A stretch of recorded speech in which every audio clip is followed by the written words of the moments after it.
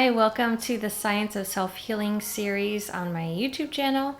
My name is Appelusa. I'm a holistic bioenergetic practitioner and owner of Light Body Energetics.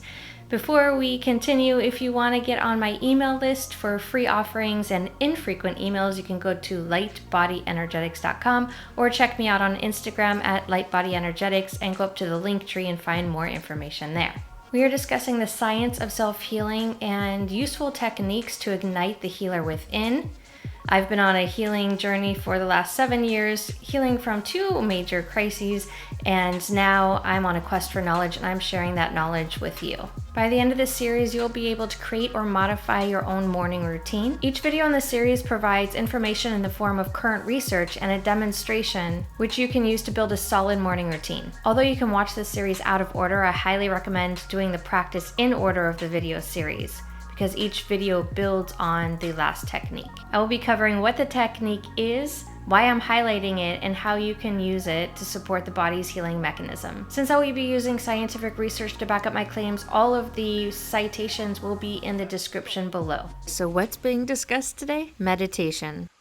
According to Ramirez, meditation could be defined as a form of mental training that aims to improve psychological capabilities such as attention and emotional self-regulation, perspective, and meta-awareness. There are several meditation practices that have different strengths and also different physiological effects. Types of meditations are commonly grouped together in one of 3 categories. The first category is focused attention. Focused attention meditations keep voluntary focused attention on a chosen object, such as the breath, and if the mind wanders, bringing the attention back to the chosen object. The next category is open monitoring. Open monitoring meditations are non-reactive monitoring of experiences from moment to moment, or being aware of whatever arises in the field of consciousness, but not attaching to it. Automatic self-transcending meditations are marked by lack of both focus and individual control or effort. The idea is to transcend all things, objects, thoughts, feelings, ego,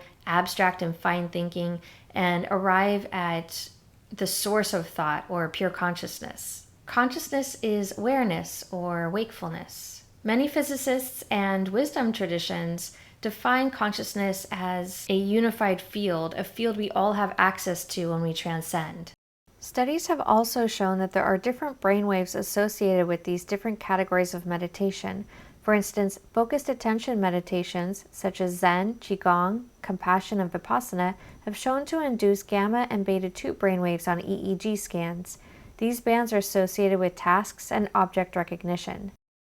Open monitoring meditations such as mindfulness and Kriya Yoga have shown to induce theta brainwaves. These waves are associated with tasks requiring self-control and during tasks requiring memory retention and mental imagery. Automatic self-transcending or transcendental meditation has shown to induce alpha-1 brainwaves associated with internalized attention, which has transcended its own activity. This is according to Dr. Travis, who has done extensive research on meditation, specifically transcendental meditation. Now let's get to the why. Now the why is a little long because I want to get to all of these aspects, so try to stick with me. Practicing meditations creates changes in the physiology. Research shows that focused attention and open monitoring meditations consciously construct mental tools to help cope with life. For instance, compassion meditation leads to more compassionate behavior after practicing the meditation. And mindful meditation helps one be more mindful during stressful situations and also helps decrease the effects of stress on one's mind and body. Being a student at a Vedic science university, specifically Maharishi International University, it's recommended to practice transcendental meditation twice a day, 20 minutes in the morning and 20 minutes in the afternoon. And I have to say, for practicing this type of meditation for over a year and a half, there is a marked difference in my physiology. I've noticed a marked reduction in stress, a better ability to time manage my life, a greater sense of self with a capital S, and a greater ability to handle stress and triggers. And this is showing a greater adaptability of my nervous system. Because I have subjective experience practicing TM and I have been subject to lots of research on this type of meditation, I'd like to go over a little bit more specifics of this type of meditation before we go into the how of meditations in general. In studies, EEG, brainwaves, breath rate, skin conductance, heart rate were all physiological markers of practicing TM. There is a decrease in galvanic skin resistance, which is the measurement of electricity at the surface of the skin. So if there's a decrease, it just means that there's less free radicals that can be absorbed on the surface of the skin. Increase in heart rate variability, which you can measure with this cool Oura ring here.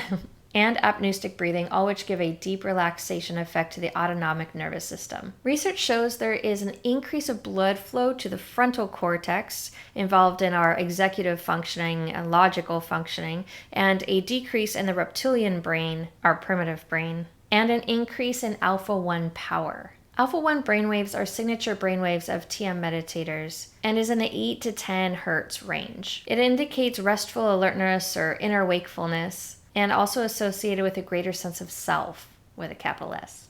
And there's an increase in overall brain coherence. Coherence meaning cohesiveness of the brain activity, or all of the brain centers working together instead of fragmented. According to Craig Pearson, PhD, coherence is related with a greater sense of self, increased creativity, higher levels of IQ or intelligence, improved academic performance or GPA, and I can attest to that, having a 4.0 over the last year and a half while having brain inflammation. Increased emotional stability, decreases in anxiety and neuroticism. There's also reported increased serotonin associated with rest, repair, and recuperation. And red blood cells decrease their metabolic activity, resulting in a deep rest at the cellular level. We know from research studies that meditation can reduce things like anxiety, negative emotions, and neuroticism, and increase things like empathy, perception, emotional regulation, and cognition. But most people don't meditate because they think they have to control their thoughts. They have too many thoughts and they can't sit still for that long.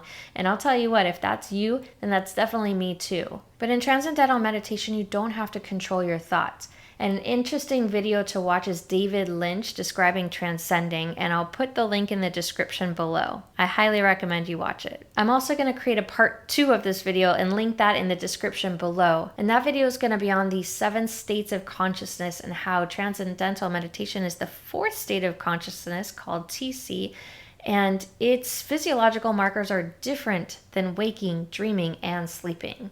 According to Maharishi, there are 7 states of consciousness, each with their own physiological correlates.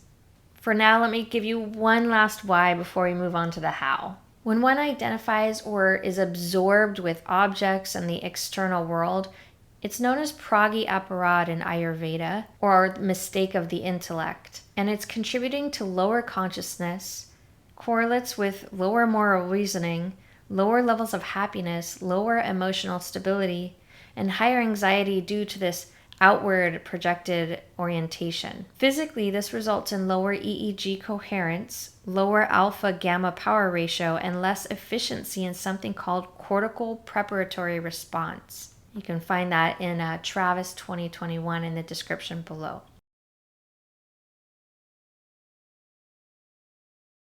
And what meditation does is it turns you inward, so you don't have this outward orientation, you have an inward orientation, and that inward orientation allows you to access a whole field, a field of, they call the unified field, a field of consciousness. Now I'll just take a quick moment to describe the difference between self and self.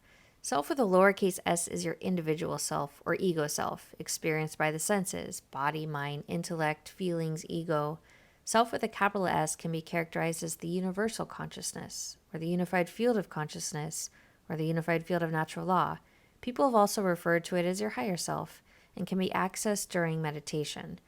Maharishi Mahesh Yogi, who brought TM to the West, called TM the practice of the technology of the unified field. He said, "The knowledge of the self is the basis of all the laws. It is the first law. That is natural law. That is the reason why self-realization has been emphasized throughout the ages.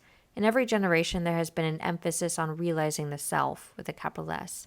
In terms of law, it is realizing the home of all the laws of nature, and that is within yourself." Okay, so let's get to the how. So there are many types of meditation practices, each with their own roots in an ancient tradition, but science is catching up with the physiological and psychological effects of each type of meditation. They have their own unique benefits. I've covered many different types of meditations, but now it's time for you to pick a meditation and try it out.